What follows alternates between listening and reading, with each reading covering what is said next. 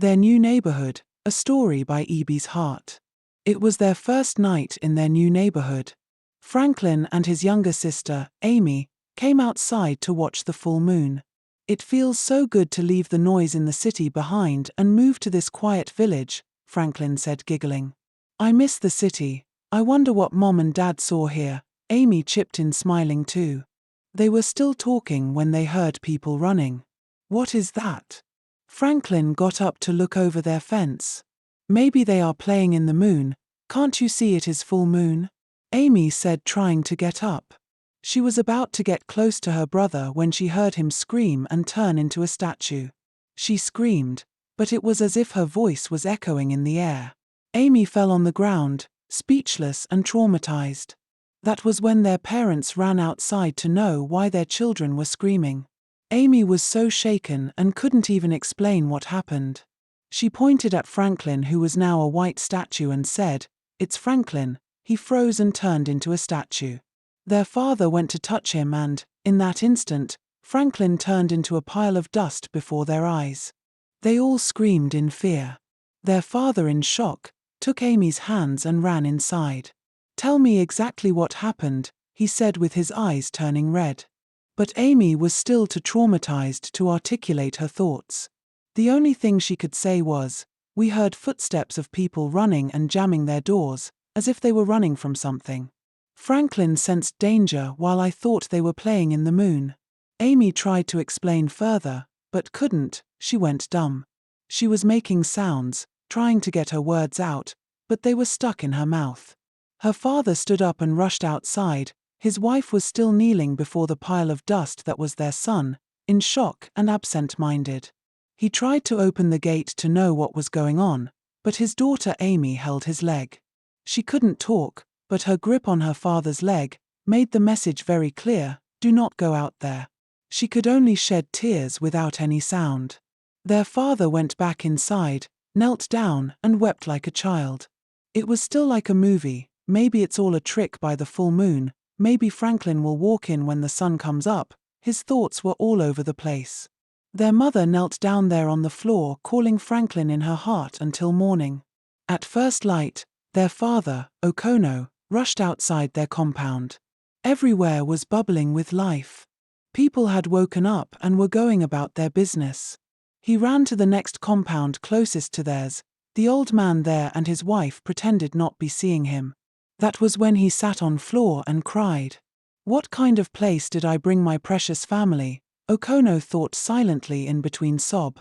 The old man in the compound quickly dragged him inside and slapped him on the cheek, shouting, "Shut up, shut up. Do you want to get me and my wife killed? Why are you mourning your dead child in my compound?" the man asked, raising his voice. That was when Okono's eyes widened in shock. "You knew about my child?" he asked, shaking. "Yes, we know. We heard the cries, we heard the voices, and you are new, so we know," the man's elderly wife said nonchalantly. Okono sat on the floor again and asked, "What happened to my son?" They both looked at each other and started shedding fake tears. The old man cleaned his face first and asked, "How did you buy this house? Who told you about this house, and why did you not ask questions? How much did you buy it?" the man asked, turning to face Okono. 500,000, Okono replied, crying harder. "How can you buy a complete 3-bedroom bungalow for 500,000? Didn't you think something might be wrong? It is only greedy people that end up here. That is why I don't pity any of you," the old man said, mocking Okono. Okono's mind now flashed back to few months earlier. He was sitting comfortably in his desk in his cozy office as an insurance company marketer when an email came in. He has been sacked. He couldn't believe it, after all his efforts and sacrifices for almost 18 years, and they are sacking him just like that. He thought of his life and effort to provide for his family, and hopelessness set in. Being an orphan without anyone to call on to. How will my kids go to school? How will I meet up with rent? He was about to call his wife when another email came in. A severance package of 10 million. Okono then happily called his wife to break the news of losing his job to her. She was about to complain when he joyfully told her about the 10 million severance package. The next day, his best friend called him to show him that the house he just moved into with his family was on sale. Okono, who was already thinking of how to stop paying rent and manage the money for a business, was so excited when he heard the amount the house was going for. 800,000, he prized 500,000, and he was asked to bring money. My best friend showed me the house offer, Okono replied the old man. Then your friend is evil. I understand the need to move to a semi-urban area to save cost, but how can you buy a house without asking questions? This village is a prison. Everyone here is in deep bondage. We are suffering from the atrocity the people of this community committed a long time ago. Few years ago, the leader of the community suddenly died. He was not sick nor did he have an accident. He just slept and could not wake up. And in this community, it was an abomination to die from your sleep. They always believed people around you killed you. And if you are a man, the first person to suspect is your wife. But their community leader married 3 wives, so the 3 wives were accused of killing him. They took them, stripped them, and humiliated them by dragging them around the whole village naked. After that, they buried them alive with the man's corpse.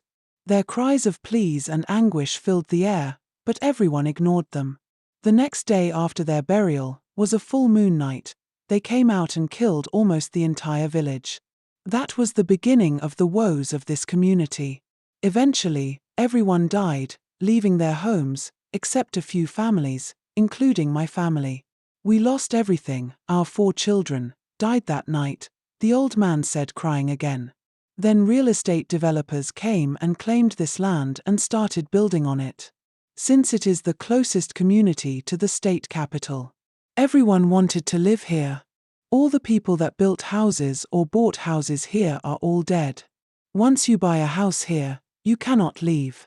If you try to leave, they will turn you to a statue at the border connecting this community and the next. You can only leave when you sell the land to another family. The women on revenge doesn't want to be alone, they want this community to be bubbling with life. No one can visit you and you can only contact one person from here. People cannot contact you, and you can only be in touch with one person outside this community. Okono then remembered how the man who sold the house to them was behaving the day they came to pay. He was still in deep thought when the old man turned to him and said, "The man who sold the house to you bought it for 100,000. But 2 weeks after he moved here with his wife, the full moon came out. He was outside with his wife when the women of the night came, crying and screaming. His wife, who wanted to urinate at that time, opened their gate to see who was crying and turned into a statue with her twin pregnancy. The man's brother was the one who sold the house to you to free his only brother." The old man was still talking when Okono heard a scream at his house. He stood up and ran. What he saw when he ran to his house shocked him the more. He saw his last daughter on the ground struggling to breath while his wife was running helter-skelter to save her. He picked his daughter and ran to the old man and his wife, but they sent him away very fast. "Stop making noise and crying. The more you cry, the more they take your family one by one." He took his dying daughter and put her in his car.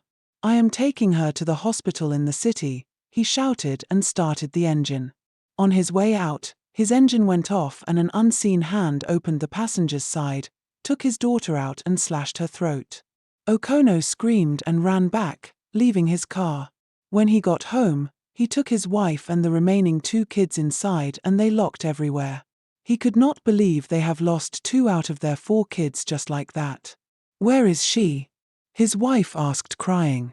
"They took her. I don't know them, but I saw them slash her throat right before me," Okono answered in a very low tone. They all cried. This was how their real nightmare began. All Okono's effort to communicate with the people he knew outside the community was impossible. For weeks, they didn't leave their compound due to fear. They lived indoors and in fear for almost 5 months. Then one day, his wife's older brother, Jaja, knocked on their gate. Okono fearfully opened the gate for him. He came in smiling and they quickly took him inside and told him all they were going through. He cried for them. "But how did you find us? We tried severally to communicate with you, but none of your lines could connect," his sister, Okono's wife, asked, looking surprised. Jaja reached for his phone and showed them the text message that came from them, detailing their address and the means to get there. Okono quickly reached for his phone and checked his messages, but found nothing. "This is part of what we are saying. So many mysterious things are now happening to us. Please help us to get a buyer, so that we can walk away from this mess," Okono pleaded with Jaja. However, when Jaja returned, all the people he talked to about the house with the low price of 100,000 sensed danger. One even told Jaja that no normal person can sell a land for that amount, talk more of a house. This was how Jaja stopped communicating with them. In fact, it seemed like he forgot about his sister and her family. Okono and his family languished in that community for 1 whole year, and his only surviving son fell ill. He was so ill that he started losing consciousness every time of the day. Then one day, he passed out. Okono tried everything he thought would work to wake him up, but nothing changed. It was almost midnight when his son started convulsing due to high fever. Okono and his wife didn't even know when they started screaming and raising alarm. Everyone became so scared and was whispering in low tone about how Okono and his family wants to get all of them killed. Then Okono did the unthinkable. He came out of his gate, carrying his son. He started knocking door to door, calling on them to save his son. When no one answered him, he told his wife to pack, that they were leaving. This late at night? His wife asked, crying. Yes, this night. When they came out, everywhere was dead quiet. Okono started shouting, "We are here, come and get us. We are tired of being afraid of you. My family were not part of your killers, why should we take part in what we don't know about?" He was still talking when he felt a slash of knife in his hand. Okono fell screaming, then another slash came and another. But Okono got up and continued going and shouting on top of his voice. Okono could see the knife, but could not see the person holding the knife. The fourth slash was heading straight to Okono's neck when one of the men in the village used his own knife to block it. He shouted and called on the others to come out and fight. "It is time to reclaim our freedom." All the men in the community came out and queued behind Okono, who was bleeding from his hands and legs. They all stuck together at a place, fighting a knife without seeing the people behind it. For hours, they were fighting. Then they started getting tired. Okono, who had lost a lot of blood, was almost falling. Then their wives joined. Their wives went naked, crying and saying, "We do not fight as warriors with knives, rather we fight as mothers. Our children must live, our husbands must live. Our homes will not be deserted." They all cried in a loud voice. Then suddenly, the knives flying around stopped. Everyone could hear their cries from afar. "They have been defeated." Then everyone helped the men to get to the main road and look for people that can take them to hospital. They managed to get help when it was almost morning, and for the first time, the people that have been living there for years were able to leave the village. Most of them have lost their children and they all blamed themselves for not acting sooner. Okono and his family spent some days in the hospital before returning home to a rousing welcome and a feast by the community. Everyone became free again and nothing like full moon was ever mentioned again.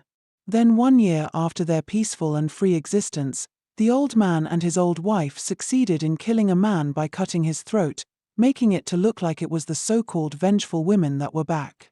But because the villagers have been liberated, they all marched around the whole community to prove to whoever that was doing that they were no longer afraid.